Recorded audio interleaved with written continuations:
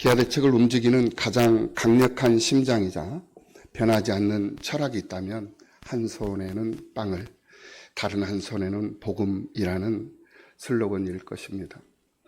오늘 아침 잠깐의 시간이지만 우리에게 주어진 빵과 복음이라는 이 두 손의 의미를 다시 한번 생각해 보면서 두 손으로라는 그런 제목으로 기아대책 안산 후원이사회의 본질을 더 확고히 해보기를 소망합니다. 저는 외눈박이 물고기 사랑이라는 러시아 시인의 시를 좋아합니다. 당나라 시인 노조린의 시에 이 비목이라는 외눈박이 물고기가 나오는데, 태어날 때부터 눈 하나를 이룬 물고기가 어느 날 자신처럼 한쪽 눈이 없는 물고기를 만나 서로 의지하며 살았다라는 설화입니다. 이와 비슷한 성인 동화도 있습니다. 날개가 하나밖에 없어서 홀로 날지 못하는 비익조라는 새입니다. 정호승 시인의 항아리라는 성인 동화 속에 등장하는 이 비익조라는 이 새가 하늘을 날 수 있는 유일한 방법은 사랑하는 한쪽을 만나는 것입니다. 한쪽 날개밖에 없는 새가 다른 한쪽을 만났을 때 비로소 서로가 하나가 되어 서로를 의지하며 날개를 펴게 되는데, 그때 이 비익조는 힘차게 비상을 합니다. 사랑은 이렇듯 불가능한 것도 가능한 것으로 만들어버리는 힘이 있습니다. 우리에게 익숙한 연인이나 부부간의 깊은 사랑을 상징하는 열리지도 그렇습니다. 그래서 둘이 만나 하나로 맺어질 때 하나 되어 나아가고 비상할 수 있는 것이 하늘에서는 비익조, 땅에서는 열리지, 물속에서는 비목오라고 합니다. 저는 하나님과 우리의 관계가 이 비목이나 비익조, 열리지 같은 그런 관계일 수도 있다라는 그런 생각을 해봅니다. 혹시 살면서 하나님 없는 인간이 없는 하나님을 한 번쯤 생각해 보셨을지 모르겠습니다만은, 하나님 없는 인간은 상상할 수 없는 일입니다. 그것은 우리 인간이 존재하지 않았을 때도 하나님은 존재하셨기 때문에 그렇습니다. 그러나 사람이다 보니, 사람이기 때문에 사람이 없는 하나님을 상상할 수가 없는 것입니다. 불완전한 인간이 있기 때문에 하나님의 완전하심이 증명되는 것이고, 인간이 불완전하기 때문에 완전하신 하나님은 인간의 삶에 개입할 수밖에 없는 것이죠. 인간을 향하신 하나님의 그 개입은 오직 사랑으로만 가능했고, 그 사랑의 극치가 바로 예수 그리스도의 십자가 사랑이었습니다. 십자가는 하나님과 인간을 이어주는 유일한 방법이었습니다. 비목오, 비익조, 열리지가 진정한 사랑을 할 때 서로 기대어 나아가고 서로 기대고 의지하여 날 수 있는 것처럼 말입니다.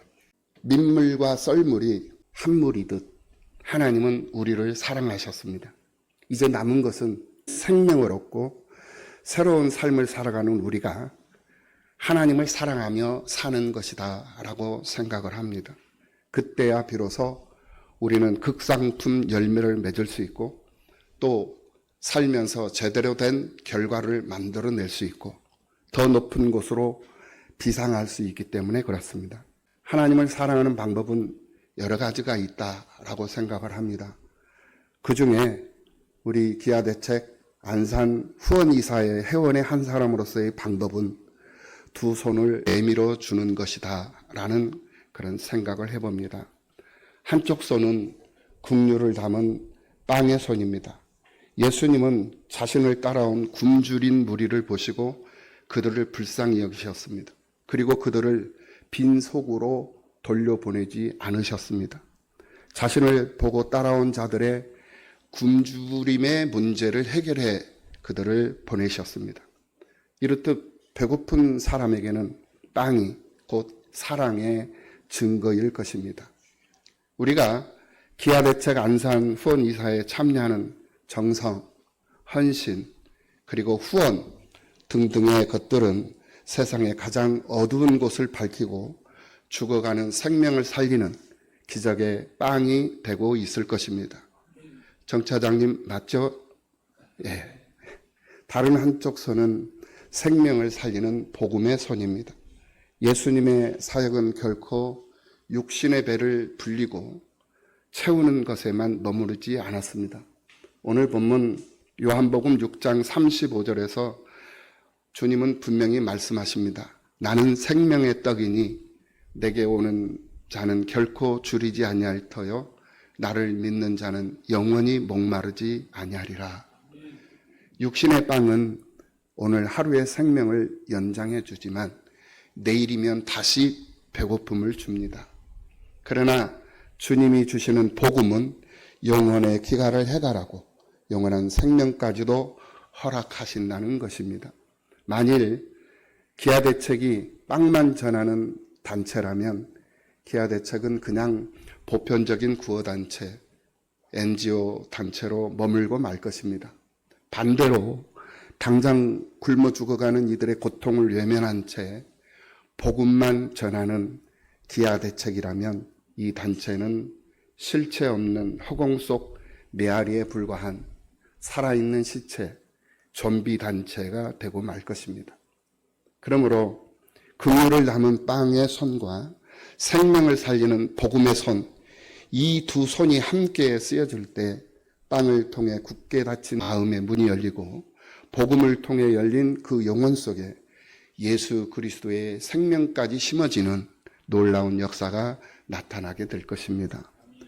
배고픈 육신의 회복을 넘어 영혼이 새 생명을 얻고 구원에 이를 때 비로소 한 영혼과 한 지역사회 그리고 한 나라, 한 민족이 온전히 자립하고 변화되는 진정한 기적이 일어날 것입니다.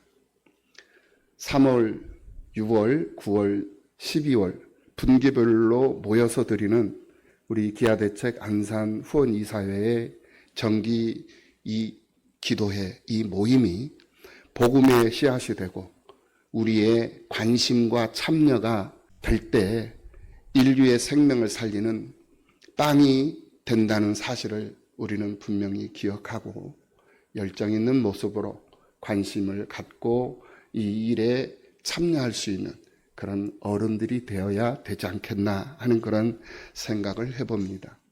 시대가 악해갈수록 섬김의 자리에 서는 것이 버겁고 무거울 때가 많아지는 그러한 현실입니다.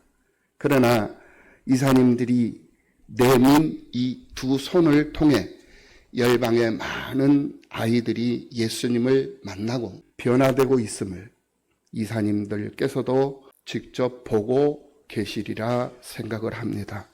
저 또한 그렇게 쓰임받고 계시는 이사님들, 우리 선배님들을 보면서 역시 훌륭하신 분들이 따로 없다라는 그런 감동을 받으며 나도 선배 이사님들의 뒤를 따르는 그런 후원 이사로서 잘 배우고 잘 따라야 되겠다라는 그런 다짐도 해보곤 합니다. 우리는 끊임없는 두 손을 내밀어 그 두 손으로 예수를 바라보는 아이들이 줄이지 않고 목마르지 않도록 그들과 하나가 되어주는 건강하고 힘있는 이사님들로 부족함이 없어야 할 줄로 믿습니다.